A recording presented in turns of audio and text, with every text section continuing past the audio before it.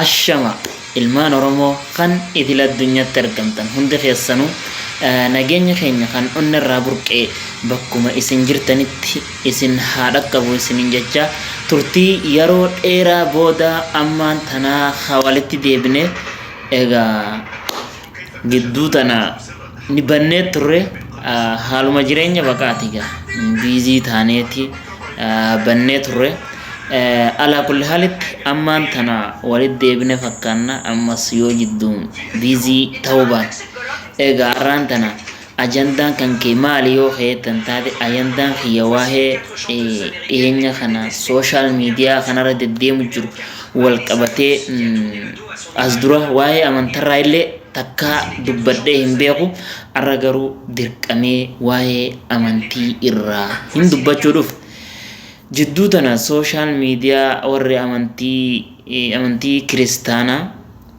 waan takka miciyoo takka tagurri dhukkubu karaa lixa oromiyaa kana wallagga achitti mataskaana geessanii ni fayyitaa jedhanii sossobanii amantii qayyarsiisan wanni kun yeroo takkaa miti lamaa itti dira gafana rukutee mataan koo waan iddoo lamatti ba'u natti fakkaate. Yesuusi fayyisaa lubbuu koo fayyisaa lubbuu koo Rabbi rabbuma Yesuus namuma. Gilaarii Assalamu alaikum warahmatullahi wabarakatuh. Egaan har'a arjoo targamna maarree obboleettiin keenya Aliimaan yeroo darbee waldaa faarfataa masii deemteetu obboleettiin keenya kun rakkoo adda addaa keessa turte jechuudha. Jalqaba irratti maqaan kee eenyume? Haliima Usmaanii jedhama. Haliima Usmaanii eessa jiraatta? Arjoo guddatte. Maqaan keenya Haliima Usmaan. Musliima arra dhuftee eessa biyyi kee? Arjoo gadidha. Akkamitti dhadhamee achi maaltu si geesse? Dhukkubaa ture. Yeroon taa'ee waan agaduun fayyinee Haliimaanaan jedhu. Eenyutu akkasiin jedha? Warra kiristaanaa. Amantii keetti sin bu'u. Waa tokko amantii kee hin daangessu. Amantiin kanuma keedha. Waldaa masarratti dhaqi fayyitee galtaa qorichatti siif godhu malee amantii kee hin tuqanii waa tokko iyyuu. Amantii makeetti deebita? Fayyitee magalta qoricha sii godha. Ati akka mana akimii akka mana yaalaatti hidhatte jechuudha. Amantii kootti hin bu'u. Yoon dhaqe qoricha yoo bitames yoo immoo naaf laates fudhadhee galee gurra koo kuni naaf fayyina barbaadee man deeme manuma akimii natti fakkaate akka mana akimii. Ajiib. Numti halkaniif guyyaa riibana dhorke kun yoon dhaqe fayyee mangalaa hin jedhan. Fayyitee galtaa amantii kee immoo hin daangessu naan jedhan. Musliima dhufeedhani. Ibsiin guutuun dhaltuu hin jenne dhiira hin jenne Aliimaa hin fayyitaa abshiradhanii wayyaa koo kana dhufanii akkas godhanii na qaqqabu. Nyaata koo kana akkas godhanii kanuma uffadheera akkas na Uffatuma kan uffatteerta gaafichi.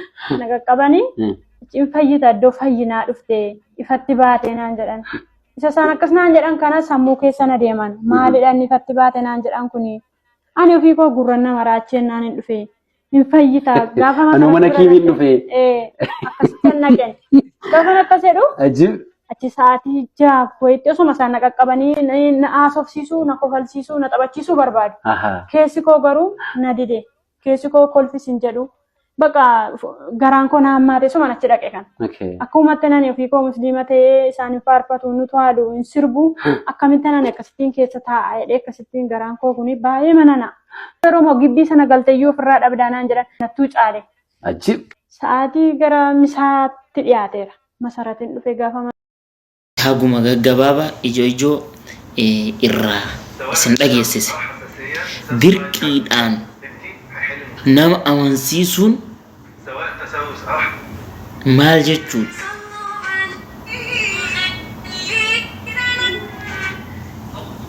Amantee maal shayxaana wajjiin hariiroo uummatanii warri kun waggaa dheeraa namoota sossobuudhaan namoota sossobanii namoota amantirraa humaan beekne kan islaaminna irra dhalate kan humaan beekne sossobanii namoota hedduu garagalchaa turan. Gaafa nuti ijoolleetillee waan kana ijaanillee arguu baannu gurraan dhagaa turre jechuudha waan warri beenxee kun hojjechaa jiru. Kana wal qabatee majlisni Oromiyaatii fi majlisni federaalaa maal eegu jira? Anam akka nama dhuunfaa tokkotti homii guddaa isaanirraan qaba majlisa keessattuu majlisa oromiyaa waan kana namni gaffageenyaan qoratee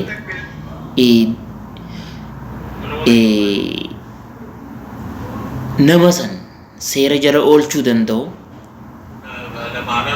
yoo dadhabe immoo hara majlisa federaala dabarsuu namni danda'u majlisa oromiyaati waan majlisni oromiyaa dadhabe majlisa federaala dabre karaa saniin nama kana seera namni kun as dura intalattii takka Suudi Arabiyaadhaa dhufte maarree dhufte tajoon takka marsaa itti aanu irratti viidiyoo isiniif hin dalaga nam diraamaa amantii tana maqaa balleessuu irratti amantii tana lafarraa balleessuu irratti wanni kiristaanonni hin godhin hin jiru kanaafu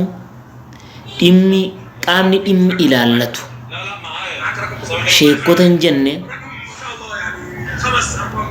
namni maqaa muslimaa himatu gabbahee waan kana balaaleffatuu qaba akka yaada mataa kiyyatti ammaan tana dhimma kana asumaan xumurraa ammas mee reaaktiin teenya gaa akkuma itti fufe jira amma sagantaa bashannana daabbaa isiniin jenna wanni kun viidiyoon tun tana dura deemaa turte na fakkaatti waan kana na ajaa'ibsiisee waan daabbaan isii kun natti tole akka malee miira keessa na galchee na hawwate reaaktii irratti godhe nu faana tura let's go ثواني بقى وتعالوا لما بركه المطرشه والفيديو انتهى بدايه جحش لا دي مراره يا جدعان اقسم بالله وانت لو عملت كده على موبايلك الحركه دي هتقدر تخلي الشبكه قويه معاك كمان بطاريه موبايلك تطول معاك هتخلي الشبكه تضعف كمان البطاريه هتطول معاك anyway انت غربيجان اندمنيو gurbichi naguma ja mishiyyoon baay'ee hedduu takka ta'utti artifishaala taatee fi oriijinaala taatee naan galle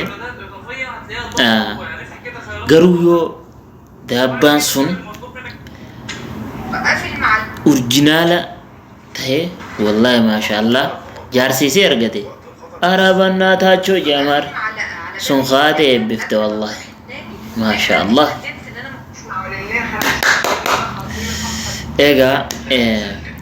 قبين تنران تنا أسمر الدبتا هذا قبي براتي والدتي دي بنوتي هرابولاتي بناي سنينجن يوتيوب خي أوروميا HD11 خجو نموني اسم برا جهه سبسكرايب نقولين ربي صدار دادا سبسكرايب نقوله نموني channel wajibanan arakuma lama kuma sadir jiran khiyaga rana madibata kangun nechun anin kun oromo miti commenti jale sinifin ka profile facebook jale jira profile tiktok jale ni jira bakka hunda channel instagram rani jira telegram rani jira subscribe yo na guta nin kafaltan kuba khesan kanarrai subscribe na tolcha isininja ana obbolessa keessa Rooba Ahmad Abbaa channel Oromiyaa HD11 assalamu alaikum